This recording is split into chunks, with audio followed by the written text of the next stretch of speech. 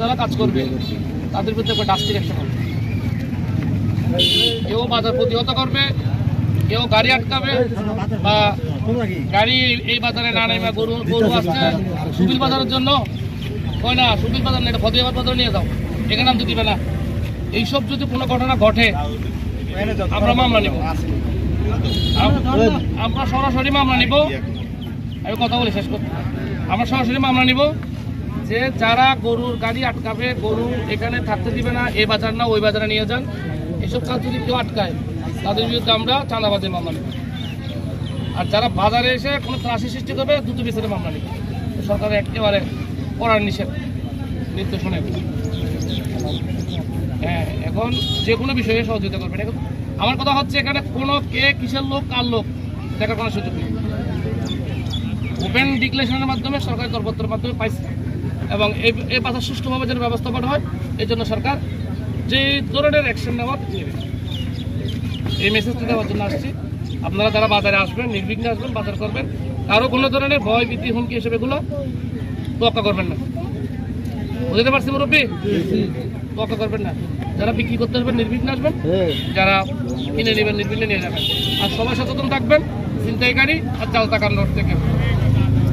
কারণ আপনি একটা গরিব মানুষ, একটা সারা বছর একটা গরু পালে তুলছেন, সেটা ভালো দামে বিক্রি করছেন, টাকাটা যদি সুন্দর করে বাড়িতে নিতে না পারেন। এই জন্য গরুগুলো টাকাটা যেন সুন্দর হবে। বেশি টাকা যদি হয়, মনে করেন একজন 10টা গরু 12টা গরু 10 লাখ 5 লাখ টাকা আপনি ক্যারি করতে, বেশি টাকা না 1 লাখ টাকা আপনি ক্যারি করতে পারতেছেন না, আপনি আমার এখানে পুলিশের থাকবেন, আপনি আমার হেল্প চাইবেন, তার আমার টাকাটা আমি নিতে পারতেছি না, আমার একটা হেল্প করেন। আপনাকে যেখানে আপনি সমস্যা মনে করতে আমরা অতটুকু আপনাকে হেল্প করে দেবেন। বড় ধরনের টাকাটা ট্রানজ্যাকশন করতেছেন, আপনারা বলতেছেন যে আপনারা একটু আমাকে একটু কয়েকটু বাজার পর্যন্ত পৌঁছাই দেন, বড় টাকা বেশি টাকা, আমরা আপনাকে যতটুকু সম্ভব আমাদের তারা হেল্প করবেন। টাকা পয়সা লাগবে, আপনি নিজের থেকে আপনি ইনসিকিউর ফিল করতেছেন, বাট আপনি চলে গেছেন, আপনি টেনশনের মধ্যে আছেন, টাকা নিয়ে আমি গেলে হয়তো রাস্তাঘাটে আমি একটু ঝামেলা করবো, কিন্তু আবার চলে গেছেন, আপনি যাবেন না, আপনি আমাদেরকে হেল্প নেবেন। দরকার হলে 1 ঘন্টা আধা ঘন্টা দেরি হবে, আপনি আমাদের হেল্প নেবেন। আর বেশি টাকা পয়সা যদি বিক্রি করে টাকা পয়সা থাকে, আপনারা একটা কাউন্টার করবেন, যেখানে নিরাপত্তা কাউন্টারের মধ্যে করে ওরা টাকা পয়সা নিয়ে এখানে থাকবে, কেউ করে ওনাদের সাথে ঝামেলা করতে না, তাতে আমাদের পুলিশ আসা পর্যন্ত, আমার পুলিশ থাকে স্পট দেওয়া পর্যন্ত, বুঝছেন বিষয়টা? আর অতিরিক্ত পুলিশ নেই, বিশেষ করে মনে করেন মঙ্গলবার, বুধবার, বৃহস্পতিবার, বিশেষ করে মঙ্গলবার আর বৃহস্পতিবার এই 2 দিনে প্রচুর বাজার।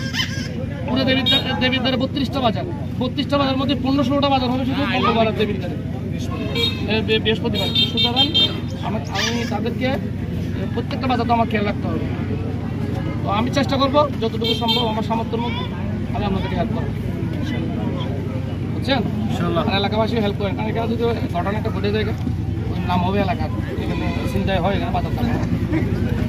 কিছু কিছু বাজারের বদনামি আছে না, ওখানে কি গিরা কাটা মানে টাকার পকেট কাটে, ও পকেট কেটে নিয়ে যায়, হয়ে যায় না অনেক।